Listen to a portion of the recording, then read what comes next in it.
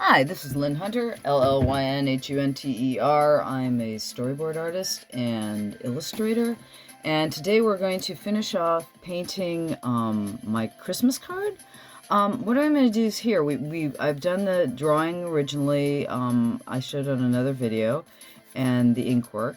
And now what I'm going to do, I'm going to go back in to show you a little bit of when you make a mistake on your drawing, when you've done it in ink. I'm using basically just it's an X-Acto knife blade, your standard, number 11 I think is what it's indicated, X-Acto knife blade. Sometimes if you live in Europe, you can get a surgical blade. Surgical blades are a little bit tougher to find in the United States because they're too sharp, and they don't sell them to the general public. So it's like if you can order surgical knife blades and you don't mind getting something that's extremely sharp, get surgical blades. They're even better. But what I'm doing here is I'm scraping off the top surface of the paper. I originally drew this line across and realized after I scanned it into my computer that I don't need it. I'll show you here. This is my prototype of the piece. This is Krampus. And what he's going to be is, you can see he's three-dimensional. I've put this portion here is the tab at the bottom, or this tab here, that you're going to tape together so that you can make, basically, it's a rocking Krampus. So this is my prototype that I made in the computer, and let me just cut the tape. Hang on a second. With the X-Acto knife blade that I have. And see, I've put him into the computer, and I've made him, a mirror image on either side in the computer, so that when I'm going to put him on a 4x6 Christmas card, so that you can cut him out. If you go to my Patreon, I have a free downloadable JPEG of a 8.5 by 11 sheet of paper. I put him in a big size too, so you can see. Big size Krampus rocker, that I'm gonna I'll have both of those there for my patrons for free, the large one and the small one. And I'm gonna paint him up, and I'm gonna put him in my computer and adjust him in Photoshop, or Clip Studio Paint, one of the photo-based painting programs in the computer. But you can see this is my prototype that, like I said, I just made a mirror image of him on the computer and printed it out on a sheet of 60-pound color Xerox paper. And so the initial toy has been created in black and white. And what I'm doing right now is I'm cleaning him up a little bit for the color version, because I did this on the computer initially. Okay, so what I'm doing now is I'm erasing, I'm pulling back the portion that I just got rid of with my X-Acto knife with a Kneaded eraser. This is a Kneaded eraser. I talk about it a lot. I use Kneaded erasers. Not everybody knows about them or knows where to get them, but it's just basically rubber that has gotten air whipped into it, and it makes it like silly putty or a dough. And it's very nice for if you do pencil drawings, or if you make a mistake, if you're doing pen and ink and you make a mistake like this. And what I'm doing is I'm like sanding it back. If you can imagine this knife blade as sanding back the paper to, like, I'm cutting every little fiber of paper there. So it's sanding its back to a different surface, because you've got several layers of paper in it. Paper is like felt. If you've ever held felt cloth, you know how it's basically, that's just wool fibers or synthetic fibers that have been heated and blended together to make a sheet of cloth. Well, paper works the same way. So you've got several layers of fibers that have been basically glued and heated together. And so if you carefully take a blade, a very sharp blade, and you sand them down, you can take that ink that is permanent, that's been made as a permanent mark in the fibers, and you can just sand them out like it was wood. And, okay, so we just get those fibers away. And then we take the kneaded eraser and you go over them. And you can take the paper down to where it's relatively smooth again. Now, this is a rough paper to begin with. This is a cold pressed paper. You can do this with hot pressed paper too. I've done it with just about any watercolor paper I've ever had. I make mistakes, and everybody makes mistakes. And the problem with all mistakes in life, as in art, if you know how to fix them, you can take it back. It'll never be perfect, but nobody will ever know that you made a mistake. The only person who ever knows that you've made a mistake is you. And that's kind of like in life too. If you make a mistake and you fix it, you know, as long as you're alive, you always can find a way to fix your mistakes. At least that's my attitude.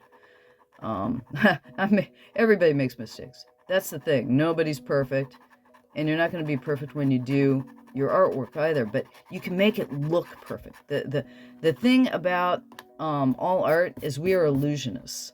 If you are an artist, and I feel everybody is an artist of some kind, and everybody is an artist to some degree, and some people are just better illusionists than others, and that's what we do. We create a form of reality from our imaginations. You are a magician. I always like to feel that every artist is his own kind of wizard, because we make something from nothing. When you are a writer or you're a visual artist, what you put down on paper has never existed before. Even if you're copying somebody else's work, what you've created on the page, from the dumbest, most ridiculous to the most sublime artwork that has ever been created, is as I get my blade out of the way. That was good. But anyways, now I'm going to take my pen and I'm going to go back in. This is a little bit thick one. Let me get a thinner. I'm going to get a 0.1 here. And oh geez, did I pull out a 10? I'm good. I'm really good today, picking up the wrong tools. Okay, here's my 0.1. It's like 0, 1, or 1, 0. There we go. And we're just gonna go back on his horns here. And you can tell, I mean, the paper is not, it's really good paper, so it absorbs in a particular fashion. And then now when I put the paint on, if it absorbs too much in there again, I can go back with the knife again. Even when there's paint on it, you can go back in with an X-Acto knife and bring paint down, because paint is pigmented. And sometimes, you know, you might put too heavy a pigment in a particular area, and you can bring that down. Okay, so right now, this is what I've finished up, put a little bit of line there. And so you can see, that's how you correct with a knife and a kneaded eraser when you've got a line that you didn't want where it was.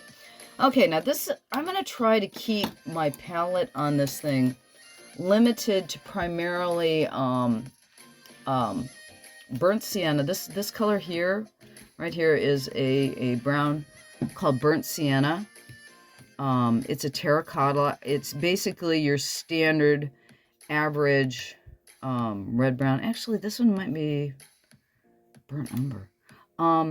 This is a Cotman watercolor set that I've had for about 20 years.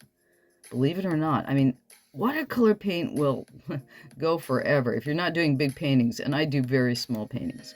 So I'm mixing up a red-brown here, because I think that this is like an Indian red, and I think this is might be a burnt umber, which put together you get burnt sienna. But I'm thinking I want a little bit of a red-brown, and what I'm gonna do is I'm gonna tint everything with kind of in the shadows. I'm going to put in the shadows, and I'm going to say that the light is coming from about the top down from this direction, going from this direction.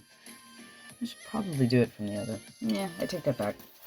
It's like, I'm going to blot that up. I'm changing the direction of the light. Note, I blotted it up. You can't see any of the paint had not been down there long enough to even stain. So by just blotting it, I just picked it up. And that's the kind of thing when I'm talking about when you want to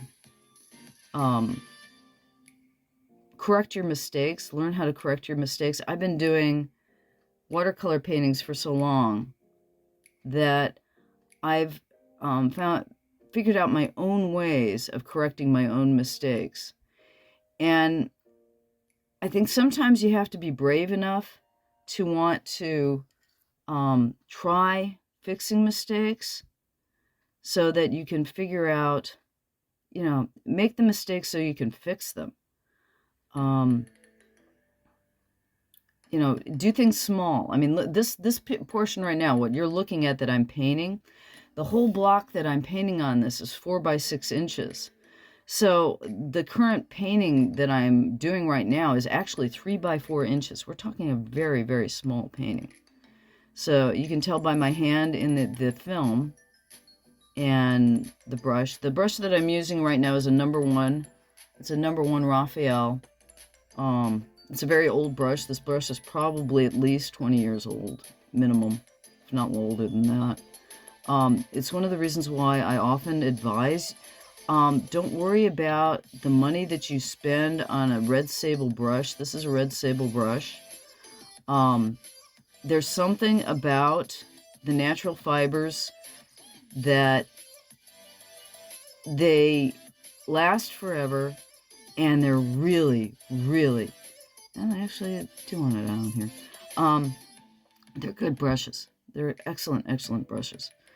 And this one you can tell I've had probably 20 years and it's still holding a point. And I am brutal on my brushes. If there's anything that I can promise you, I am a brutal woman on my brushes. I'm quite mean to them. And excuse me right now, my voice is a little bit deep today. I have a cold for the first time in about, I got COVID, when was it? Over a year ago. Troy brought it home from work, and Troy's my husband, and we'd been great. Both of us had been masked up, we've done all the vaccines and everything, and then Troy got a job at a physical therapist office, and somehow somebody brought it to work, and he brought it home. So we all had all our shots, and we got COVID. This is not COVID. I'm currently working at Target, because I thought I'd talk to you about the animation industry. Because of the writer's strike and the actor's strike, and the entertainment industry in general, getting work as an animator in animation has been very, very difficult. Over the past year, I had a job in animation from January to June of this year, and then they laid me off, and I haven't been able to find another job in animation since then. So it's been really rough, and I'm currently working as a cashier, or as what is known as a customer advocate, at Target right now, because we need to make the house payments. So it's like one of these things where I've been a storyboard artist for 33 years. I consider myself a long-term professional. I have been a full-time professional as an illustrator and an artist, but everybody runs into tough times, and sometimes you can't find the clientele, and sometimes the bills need to be made, and I'm currently doing the job that I need to do to make sure that the bills get paid. So if you like what I do and you want to help me continue to do more art rather than basically helping you out at your local Target, mine's in San Luis Obispo, support my Patreon, find ways to, if you need an illustrator, hey, I need work. And that happens. That's basically the problem with being a freelance artist these days. Not a lot of people need pictures. Everybody needs moving pictures, but everybody's got a camera. It was really cool. I saw a ad for Star Wars Legos today on one of the kids stations, and the thing is, they were showing them setting it up to do stop motion animation. You can do stop motion animation on your phone nowadays if you want to. You can find a program and you can literally do stop with your computer and your smartphone. You can do stop motion animation if you want to. You can get your own Lego set and do stop motion animation. Anybody can do it. Same thing with animation, period. If you've got the inkling, I mean, you can download a $10 program on your iPad that you can do animation yourself. Anybody can do animation these days. I mean, I wonder what I would have been like if you had given me an animation program when I was 10 years old. And kids today, they can do it. They can do their own animation. Okay, I am going to now add, I'm going to do a little bit, I'm trying to think what I want to do with our Krampus. I want to add some blue-green here.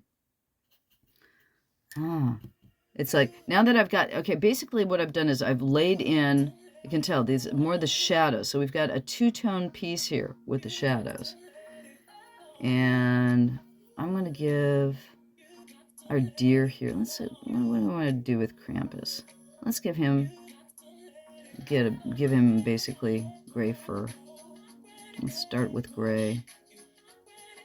But anyways, so if you're professional in animation, I mean, it's like with anything. There are the actors who are the stars, and they're actors who always do, you know, they're the waiter in the background. They're the bus boy. They're the officer number one in the background, and they get their jobs doing stage plays or things of that nature. And when they're not working, they're not working. And that's me right now. I am a not working actor, and so I'm getting the work anywhere I can. And at the moment, as I started to say, I have a bit of a cold. And thank goodness this is my day off. On my day off, I am getting my Christmas card done, because this will go out, the full color Christmas card will go out to my friends and my patrons. So everybody, I'm going to probably print up 500 of these, maybe 1,000. And the full color ones that are signed will go out to my friends and family and patrons. So if you would like to get one of these as a signed print, join up my Patreon. It's only $12 a year. It's very inexpensive, and I have a Patreon more than anything else because I want an audience. I appreciate you being here because you're an audience, and you're getting to see, this is how I paint, this is how I work, and maybe you can use the same techniques on what you do. Or if you're looking at, okay, I've never seen an artist paint, and how does an artist think while they're painting? And I figure that between those two things, that there's an audience out there somewhere who would like to see this. Also, listen to me talk and tell stories about what it's like to be a professional artist. I've got a cold right now, and I'm working.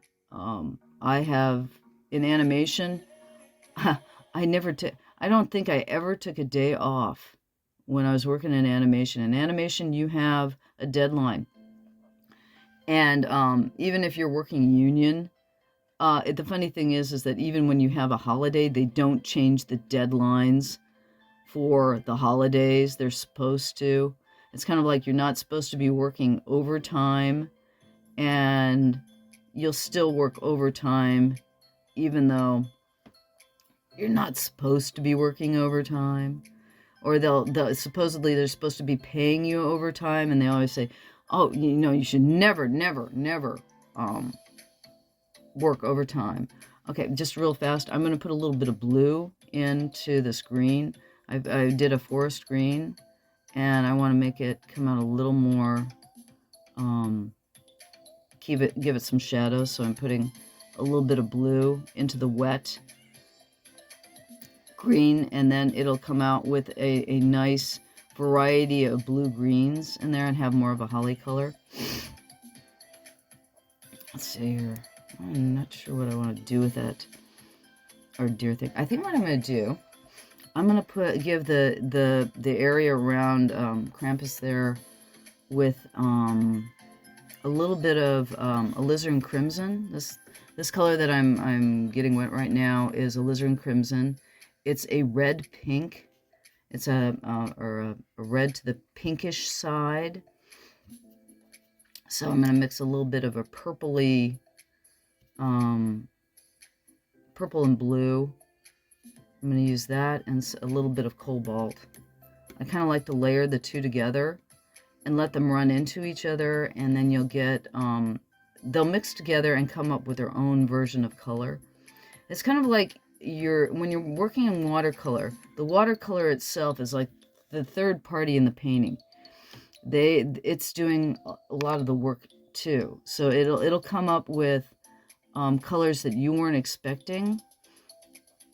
And you know that when so this is Alizarin Crimson with a little bit of blue in it already. So it's leaning to the purple side. Now I'm going to throw a little bit of a turquoise blue in there. And when the turquoise and the pink run into each other, they start graying. And so you get some interesting kinds of blue. And I'm not sure if I'm liking that or not. It's a little bit on the dark side. So I'm going to fill this entire area in, and then I'm going to blot it out because it's looking too much like the gray that's over on his fur. So I'm going to blot that out because I want it a little bit lighter than that. But I'm liking that pink that I left behind. And I might, I've got this blue here that I'm mixing up. This is more of a Prussian blue. Prussian blue is like a turquoise. It's a green blue. And I want more of that kind of a color in it. So I'm going to kind of dabble that into there. Yeah, that's more what I want. Because it's a better contrast to the red-brown of the burnt sienna. And I'll dabble it a bit. And that way, when you're dabbling, or when I do this kind of stippling, it'll give it a texture. All right, now I put too much water in. And here's what I'm talking about, where, when you make a mistake or you're doing something that it's not what you initially intended it to be. And what it is that you look at, okay, that's not what I wanted. How do I take that thing that I didn't want and turn it into something that's closer to what I do want? Okay, so I'm liking the turquoise a bit. And notice it evened out once I put the water down. But it's still a little bit too dark. So I'm going to blot that up. Yeah. And see how it puddled in some interesting ways? I got some interesting puddles. And this is a little bit too open, so I'm going to do a little bit of dabbling in there to give it some texture and see what happens. And that's what you've got to do. You've got to not be afraid. And I know that that's why some people really don't like watercolor, because it doesn't do what they want it to do. And that's the thing I like about watercolor. It comes up with things that I wasn't expecting. And sometimes those things are happy accidents, and sometimes they don't come out quite the way you want them. And when they don't come out the way you want them, you look back and go, okay, what can I do to make that look more along the lines of what I do want? And that's coming up way too purple. I want more of a pink in there. Yeah. And like I said, a lot of this is laying down a little bit dark.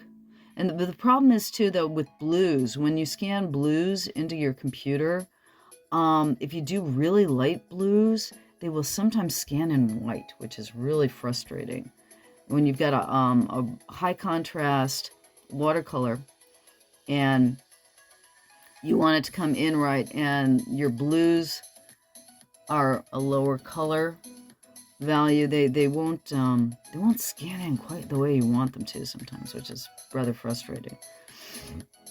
And here's the other thing. I've had friends who it's like, oh, that color isn't exactly the way it was when I, here's what it is in the painting, and it's not scanning in exactly the way I want to see it, and it doesn't look exactly like the painting. If you want that kind of precision, you are never going to be happy with anything. I'm always happy when something comes close to what I wanted, between the print quality and the original. If it comes close, be happy. You want precision. I've had people, I want a print run done over and over and over again, and it's like, you're never going to get your printed piece to have the same quality as what you have in your painting, ever. It's not going to happen. And if you want that, it's like you're going to waste a lot of people's time, money, and energy, because every press run, I mean, they're getting better all the time, man. I've been doing print work since I was in my teens, and it's amazing how printing has advanced in my lifetime. And color printing is so inexpensive now. It's ridiculously inexpensive.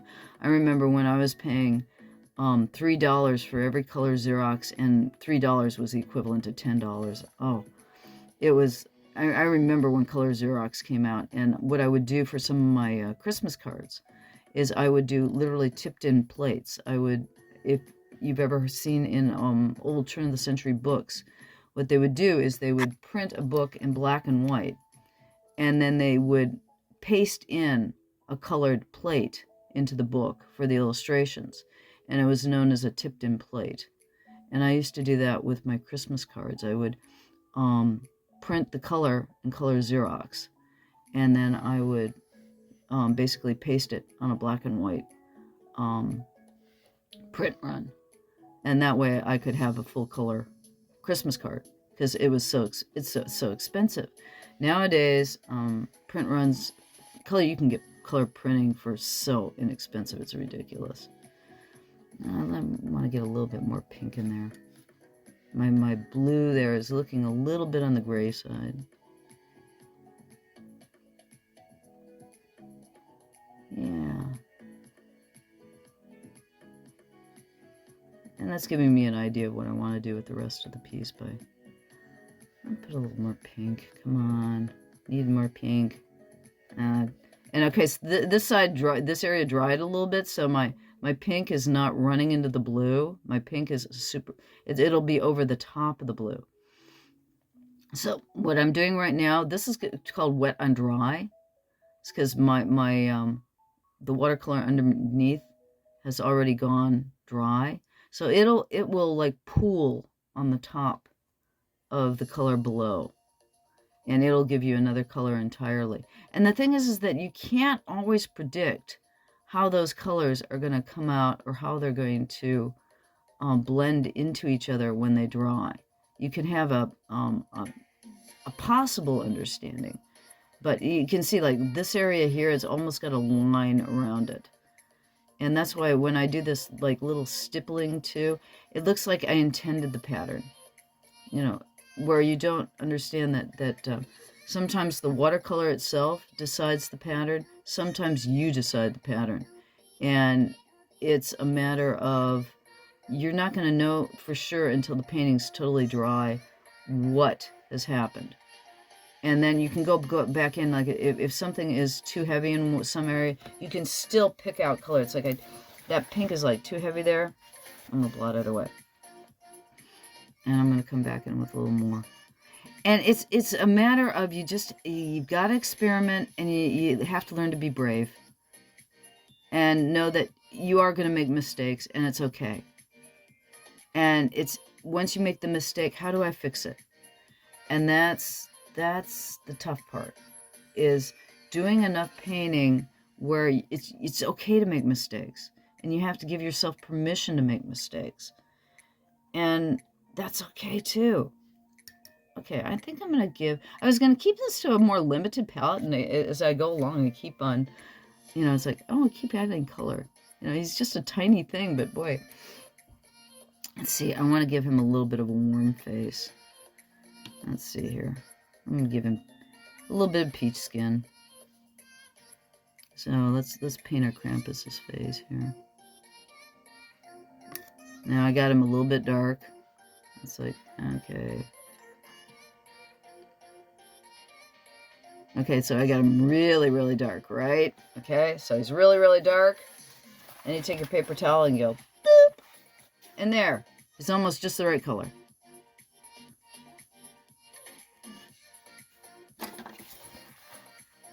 There. And that is basically the way you handle, you know, this. I'm a little more yellow in the skin. It's going a little bit too... I'll do.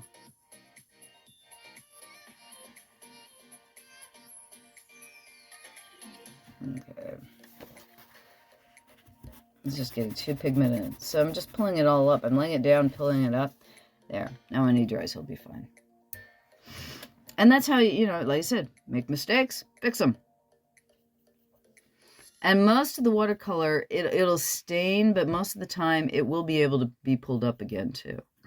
And that's an advantage of watercolor. You can reconstitute it. Gum arabic, the main ingredient in watercolor, that the glue that adheres the pigment to the paper, is water-based. That's why you know, once the problem with watercolor is that over the years, it'll stay as long as you keep it out of a moist environment.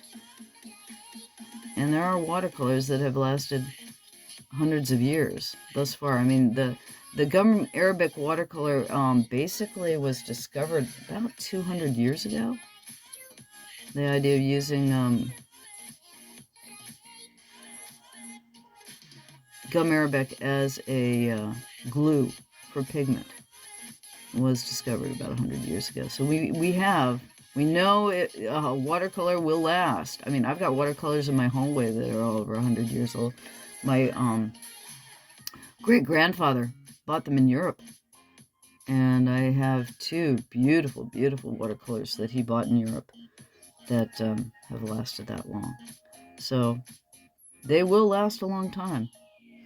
It's just, you got to keep them out of the wet. So they're delicate, but they will last. And it is, you can tell, this is a fun medium. It can be a frustrating medium too. Let's give it ears color to it.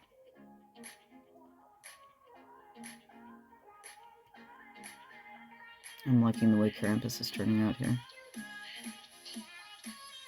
Now, the deer that he's riding, I'm actually liking it the way it is. Now, I think what we're going to do now is we're going to add accents. We'll finish off his basket. Let's make his basket, you know, basically a yellow-brown. So much for my limited palette. This is more of a yellow ochre that I'm using for his basket. And then I'm gonna, I think the leather band around it. Now, if you, I've talked about Krampus before. Krampus usually follows around Saint Nicholas in German tradition, and he punishes bad boys and girls, and he throws them into his basket. And that goes back to several other older German myths about demons, you know, taking bad boys and girls and throwing them into their baskets. It's like, if you know anything about German fairy tales, it's like everybody gets their comeuppance. If you do bad, you really get the bad. I mean, if you read an original version of Grimm's fairy tales, the wicked queen in Snow White dances to death in shoes made of hot iron. So the Germans are good ones for, okay, you do something bad, you get a really bad reward. You do something good, you get a really good reward.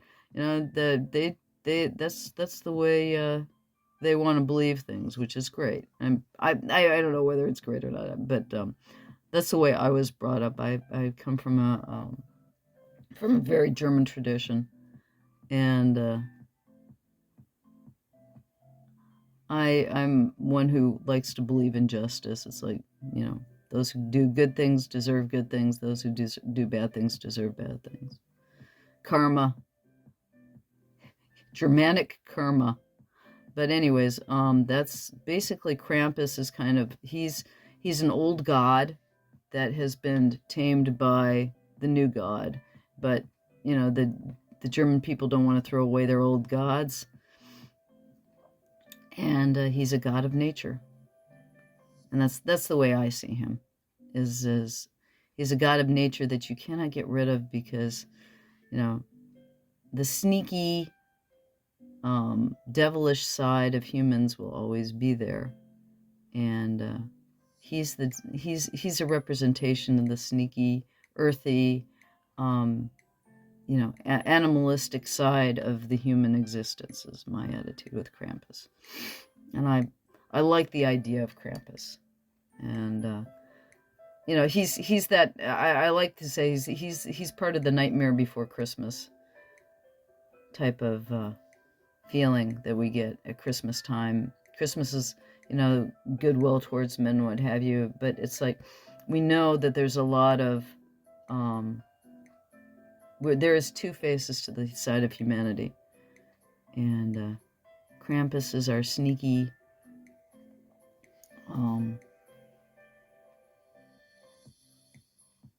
bad side of us, and I like that, and I like the fact that there is a tradition that, along with the peace on earth, goodwill towards men, we look at the fact that, you know, humans are not all kindness and light.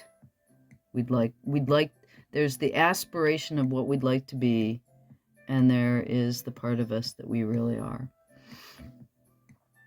Okay, so we're just about done here. I'm liking the deer he's riding being kind of a ghostly creature. I think I'm going to put in a little bit of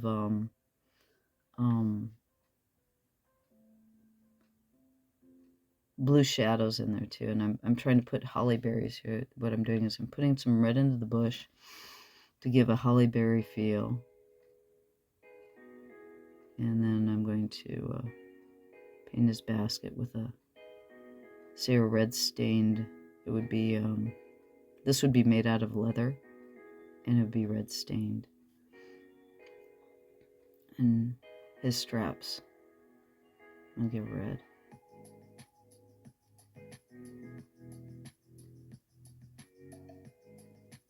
And then there would be a little bit of red around his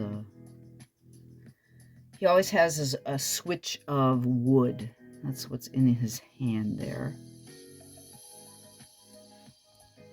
So let's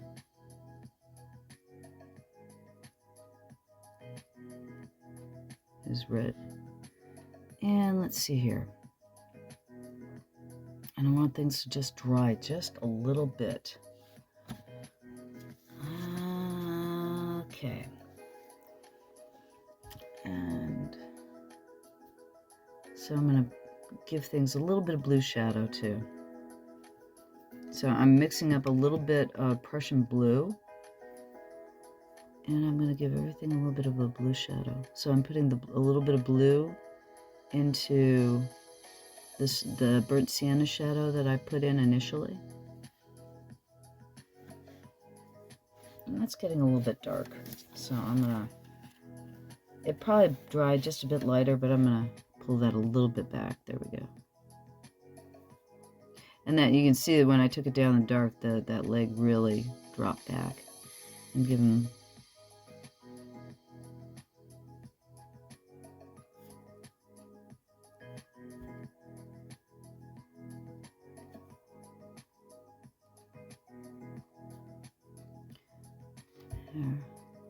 That's a nice little bit of antiquing. I like that the blue over the burnt sienna gives it almost a patina feel.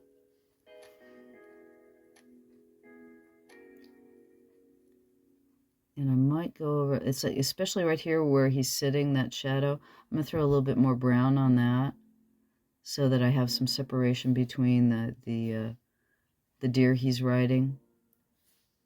Because when that dries, it's going to look, the blue is going to be a little bit too close to his fur. So I'm going to put a little bit more sienna on that.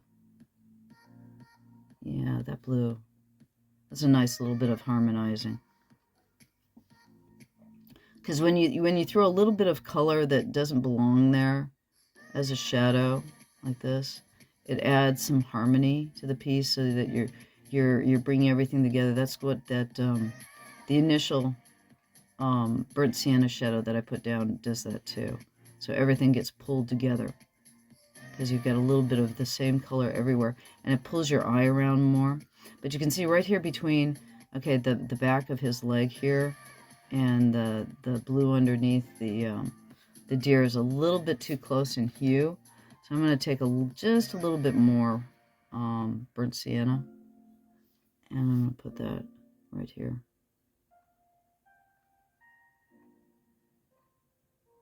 Hopefully that'll separate it out a bit more. I'm going to pull that down.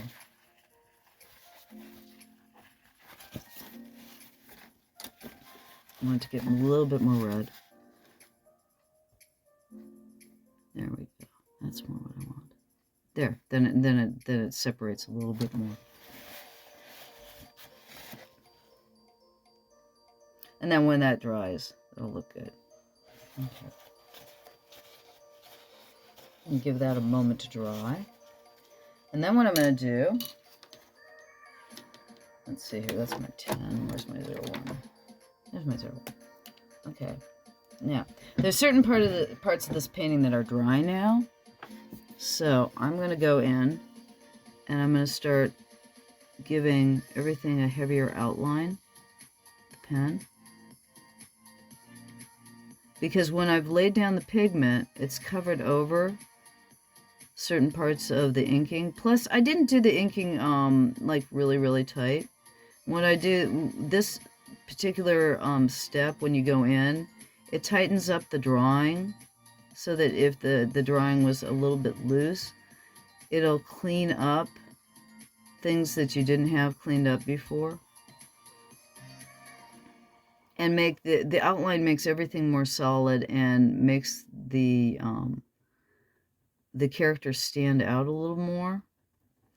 This is not something that you necessarily need to do. This is a stylistic point. And I'll go over the whole thing and add up some more detail. And I will also go back in while I'm cleaning this up in Photoshop. When I put this in the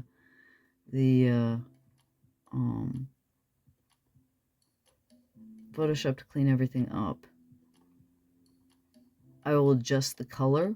I will adjust any mistakes that I've made on the drawing and the painting that I say didn't pick out with an X-Acto knife. I can fix those in Photoshop and fix those on the computer and make things more refined.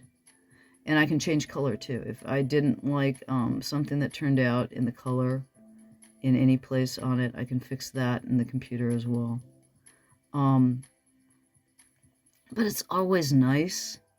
It's like I'm thinking I want to make this tassel that's coming down here. I'll probably make that green. And I like it just like this right now for the final for this. But that's about it for now. That's my Krampus. I'm going to, like I said, clean this up and scan it, and I will show you in a few moments here what it looks like as the finished toy. Okay? I'll be right back. One last little thing before we end this video.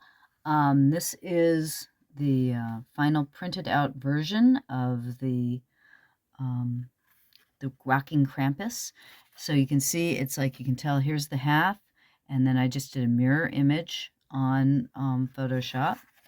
You can see it that way. And then it comes together like this. and he becomes, you tape the tabs at the bottom, you bend them down, and he becomes a rocking Krampus. So that's it. Just wanted to finish off the video by showing you that. And thank you for stopping by. Thank you for watching the video. And we'll see you next time. Again, Llyn Hunter, illustrator and storyboard artist. Come back again. Bye-bye.